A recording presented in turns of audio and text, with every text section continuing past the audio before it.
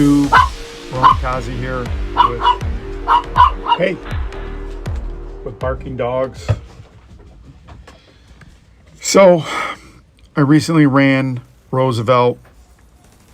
It's not the week for it. What you're seeing here is one of my teammates who's run through the third part, really it's the fourth part, and they're up in this area, camped out. The two teammates were three-manning it.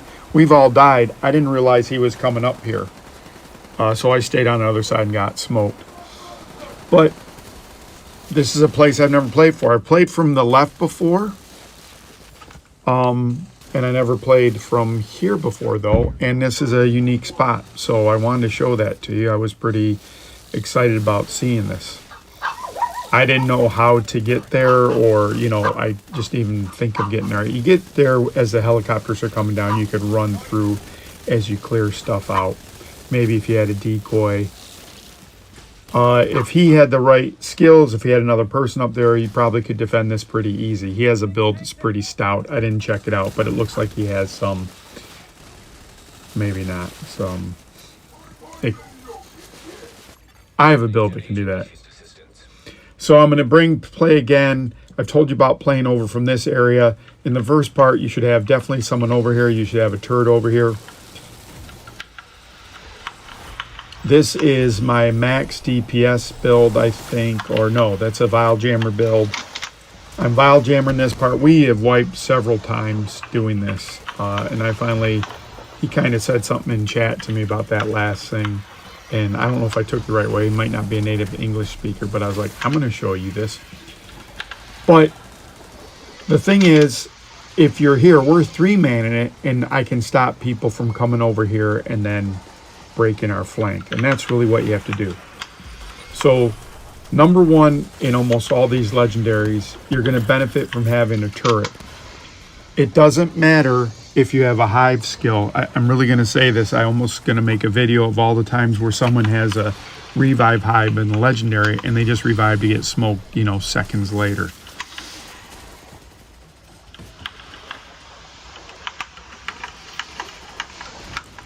So you're better off having more damage, or the threat of damage coming out, than not. So I started this a little bit late. I had started and stopped this several times, the recording. And I feel so confident in this build. I go over here and I'm going to heal this guy and bring him back up. Plus we only got that dog left. And I can pulse him.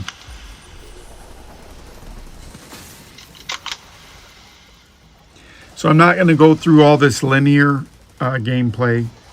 We get through everything, but I'm just going to touch on some points where the strategy's kind of good.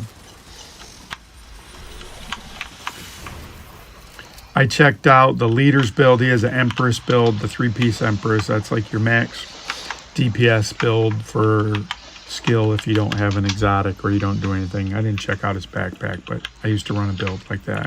I kind of got what he wanted. I did max skill DPS too. He runs up front, and I don't know what his deal is. He's a lot higher than me. I'm going to go to Firefly, Blinder. And so I'm just going to try to suppress with Vile Jammer. I'm going to suppress the technology with Jammer. And I'm going to blind the rest of the people. And I'm going to move forward right after this. I do both of them, so I have time to move unimpeded.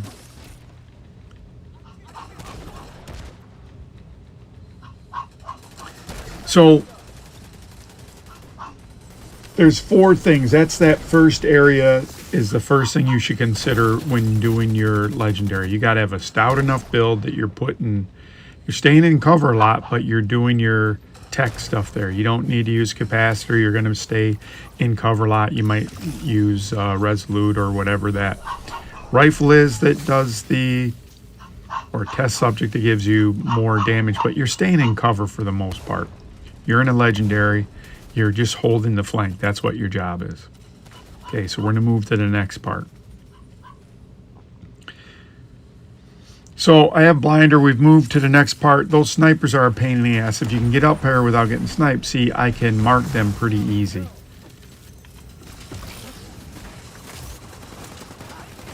One of the things I want you to consider is one of the people I watch, Ultimate Shield, he ends up using the sticky EMP. And that's good in one sense, in that if I didn't have Vial on, I would go ahead and use that sticky, because you only need it to do one thing. It's kind of overkill. Although putting status effects on people still happens, so it still procs things like shock and awe. So with this build, I've told people before that having Vial Jammer and Blind makes you overpowered, because you can really lock everything down. And we're going to get through here pretty easy. We're going to get We're going to get through here so easy that I'm going to try to run to that next spot, because I thought that's what we're going to do each time.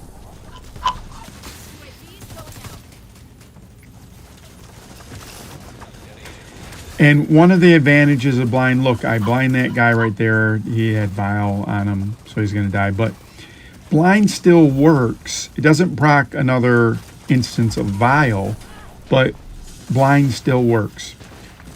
I played on a heroic, and I had, I'm going to always forget it. It's the gunner one that makes Banshee.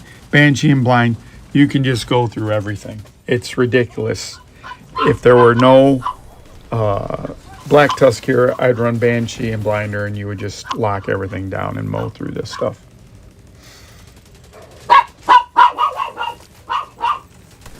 That's Roxy. You're going to get squirted, so you better knock it off, dog.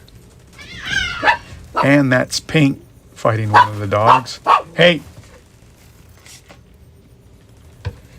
So we get through here, and you're going to see, and spot number 2 is the spot I'm telling you about. It's either that you play from how the video started, or you play over on the right on the other side of this wall. There's times when you get through this last part where I used to jump up on the right and put my turret up there to start. And so it would just mow people down on the other side, and you get a chance to do that.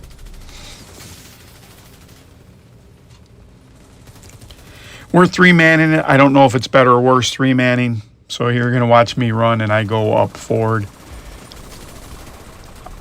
Probably blinding. You know, I could probably make it there. I don't know what the spawn looks like, but I run back because one of the guys dies, and I'm going to get smoked now. And this is one of the problems with pugs, is that you end up... Yeah, and they smoked me right there. That's a bad spot to die. You have no way to coordinate your efforts. It's okay, but that's what I want you to consider. You can fight from an alternative place as well. And depending on your build, you could fight, you know, there's a lot of things you could do different here. Normally what you do here, though, is you're going to have a helicopter come down on your side and one on the other side. It's going to drop a chunga off on the other side. And then you're going to drop 2 more chungas over here. So there's that chunga's getting dropped on the other side. There's 2 scrubs getting dropped over here, 2 chargers. You're going to kill them pretty easy. Now at this point, this build, I have my max protection Vial Jammer. So this has 6, it's a hunter, survivalist, and it has 6 reduction of elite damage. So reds or purples are going to kill me, but yellows aren't going to do anything. So we had played earlier, and I was with my DPS build like this, and a purple killed me, but I was, you know, that build's pretty stout against yellows. So I stay up here, but we've wiped so many times this day that I'm going to move back. But the key to all of this is I want to put as much damage over there. I'd like to have the lieutenant or whatever it is, the sergeant, put his healing pot down earlier so it's not into our area. So when the other chungas come down, we have a way. You can see there's a guy behind me, a red that's chewing me up. And I luckily get out of that.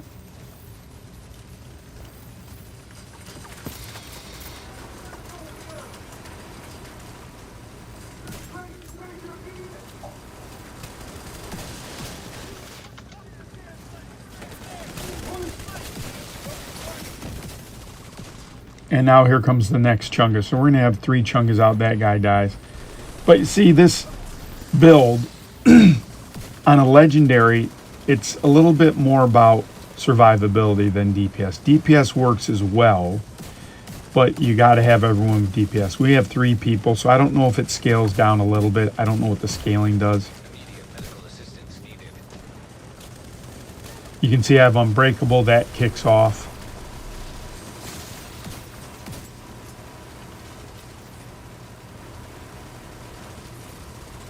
One of the benefits of being a survivalist is you get flame grenades, so that can kind of create a wall to slow people down, put some dot on them.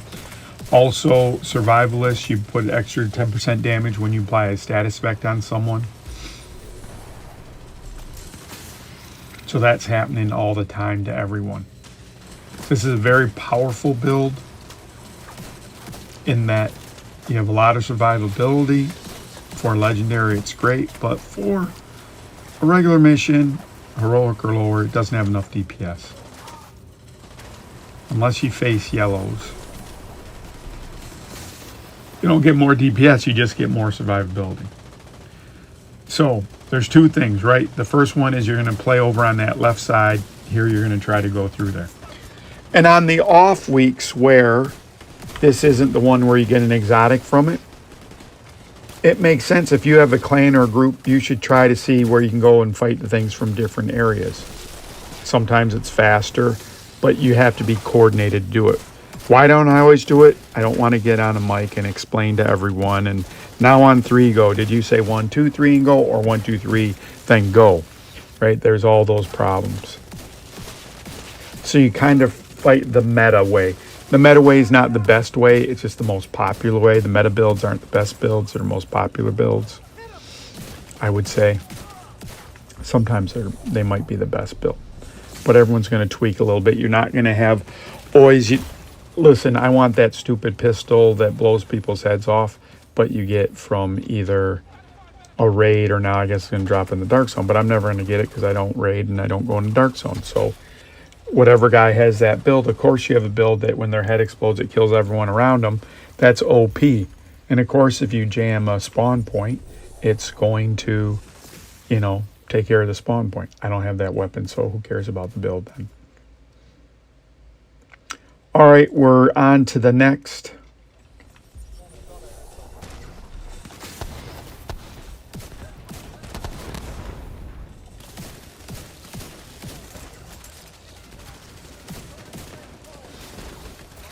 And we go through here relatively quick. What's going to happen is you have a fight that's kind of on the left side of the map, and that's snipers and grenadiers. And then you're going to have people that every once in a while come around and try to flank you on the right. Sometimes the chunga comes up the middle. Sometimes he comes up from the right. Roxy. She just got squirted, just for those of you at home keeping count. That was a preemptive squirt, but didn't work too well. Now she's out of eyesight. Hey, knock it off. This is a battle that you should not die at. You can see, once you get hit by 1 grenadier, you need to move immediately. They got 2 more coming.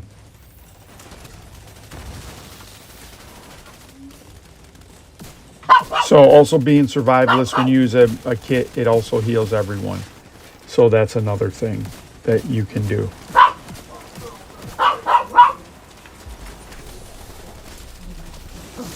And really the hardest part about this thing is the chunga. So now we're going to go on to... So we skipped the part where you're fighting the Johnny Fives at the beginning of the... Once you clear it out, we ran all the way back here to the tents. The FEMA tents all the way at the back of that next section. Before anything spawned. I don't have the right build. I have a DPS build.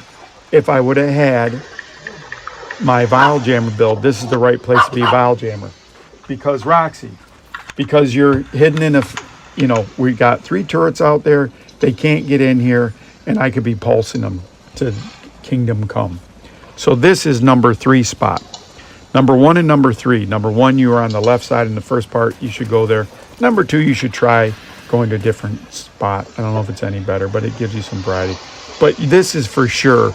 I would play it from here every single time. This is the best spot to play this from if you have vial jammer.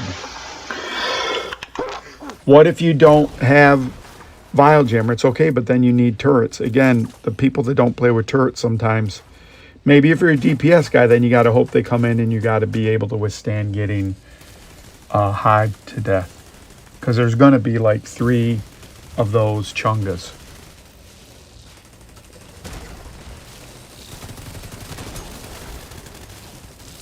And again, I have the wrong build for this part. Now the cat's attacking Roxy. Don't do it, Pink. So I wanted to show you this part because this is unique. I've never played from here. This is a good spot to play from with the builds I have. Seekers would work great from here.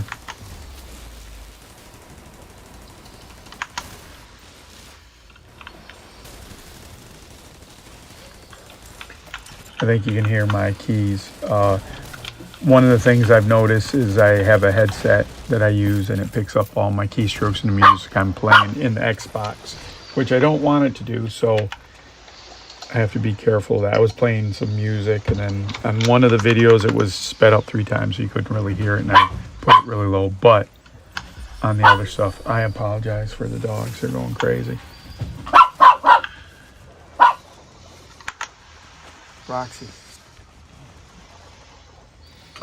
Nothing really exciting about this part. It's almost over, but I just wanted to show you this. This is a good place to play from. So when you come up to when you finish the one area before the gateway, sometimes you play behind that gateway and then wait to put them through that choke point, but just run like the dickens all the way here. It's easy to get here and it's easy to set up. All right, and finally is fighting from the containers. I asked, are we gonna, and he just jumped. When you fight from the containers, you're going immediately to the right side. And if everyone comes over to this right side, it will only spawn 1 active copter. You need a decoy, so I'm going to go in and switch to a decoy. And I think you'll be able to see we both have decoys. You got to have a decoy up all the time. Roxy. And other than that, then it's pretty easy. Now I'm going to peek and see if that other one has been spawned. And I think our guy stayed at that immediate container. Don't stay there. And whoever's shooting that guy, look at there, taking care of the motors on that, so we disable that pretty fast. What's good about only creating 1 spawn is 1 spawn allows you to focus on one at a time, and then you don't have to worry about, is it covering this or is it covering that.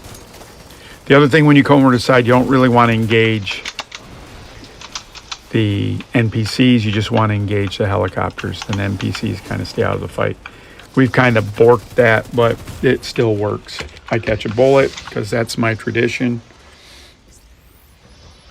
and I'll get back up, and then my partner goes down. So it's a problem with 2 manning or 3 manning it. You can see that if you're together and they launch on one of you, that's why those decoys are super important.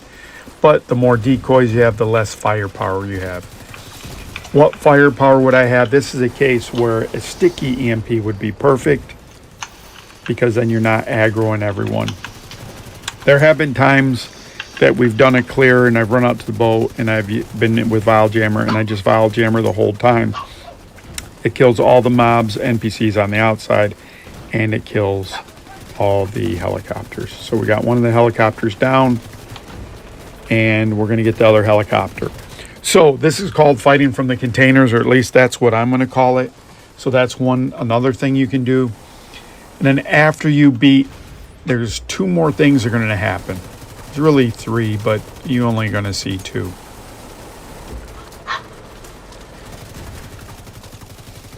Three things are going to happen. A helicopter is going to come land right here, and a helicopter is going to land on the boat. And when that in between there's going to be a spawn on the left far side of the map.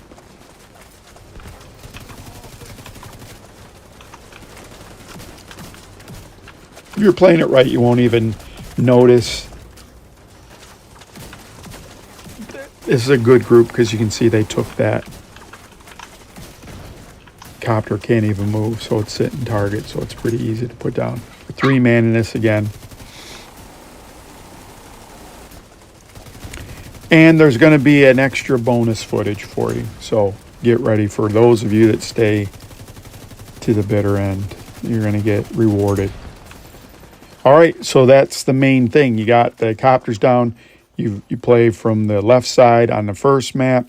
You can go to alternative spots. Number 3, you go to those yellow tents. And number 4, you fight from the containers. This is the helicopter I'm talking about. 3 people spawn out of it. If you don't take care of them, they end up killing you from behind. If you're in a group and people run up forward, then you get pincer moved. You get surrounded. But my teammates take care of this right away. No fuss, no muss. So at this point, I move up forward. And there's the second helicopter. The Chunga's getting dropped down on the boat. And so, really, all you got to do is take care of the Chunga. The guys are spawning from the left side now. So you're going to have to deal with both of them.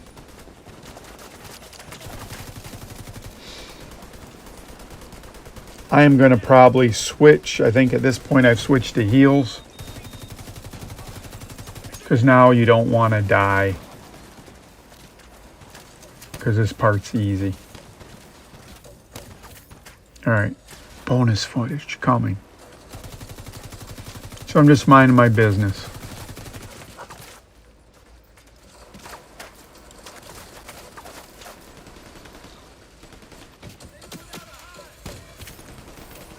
Still a legendary, still got to stay in cover, but this is where a lot of groups have a come to Jesus moment, as it were, get called to the office because they get a little sloppy at this part.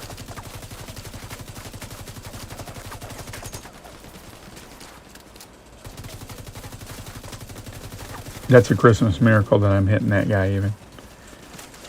So I think I've said this before, you don't ever want to be elevated unless you're in a place where you're really elevated, and because you just become more susceptible to grenadier fire and whatever.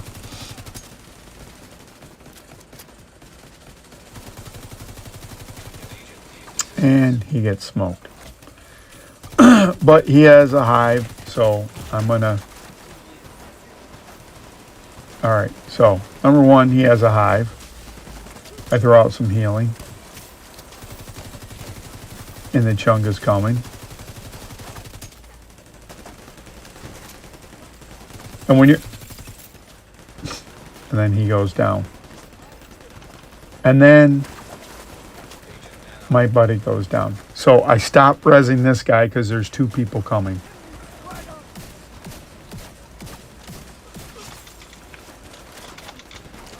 So my turret's still doing its business. I'm going to go get this guy because he's still alive. He just died that second. Now what do? Do I run around and get him? Well, that's what I do sometimes. But we're at the end of this heroic. We're so close to the end. I don't hear the Chunga anymore, so the turret must have got him. I wait for my turret to get up. I'm going to kill anyone behind me. And then I'm very carefully, I can't do the Elmer Fudd. Very carefully, I'm going to scooch around here and try to get this guy up.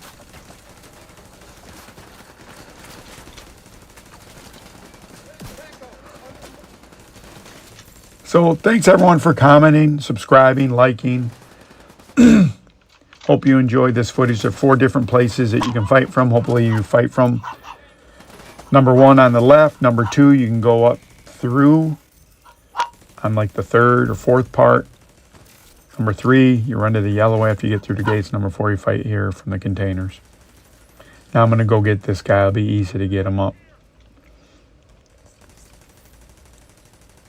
And I don't care if I'm down if you don't get me. If we're just going to finish and I can have a dirt nap, then I don't care either. But I get him up and then we're all set. So that is the Division 2 video. Another legendary. Hopefully you're feeling good about doing legendaries. Hopefully you're confident. Hopefully you got a build. If you don't have a build, there's a couple, if you go back through, I do a lot of legendaries. You can kind of see what I use. Mainly the gameplay is you got to be more in cover. You got to take your time. If you make mistakes and push when you can't, you're going to get pummeled. So that's Ronan Kazi signing off. Thanks again, everyone. Talk to you soon.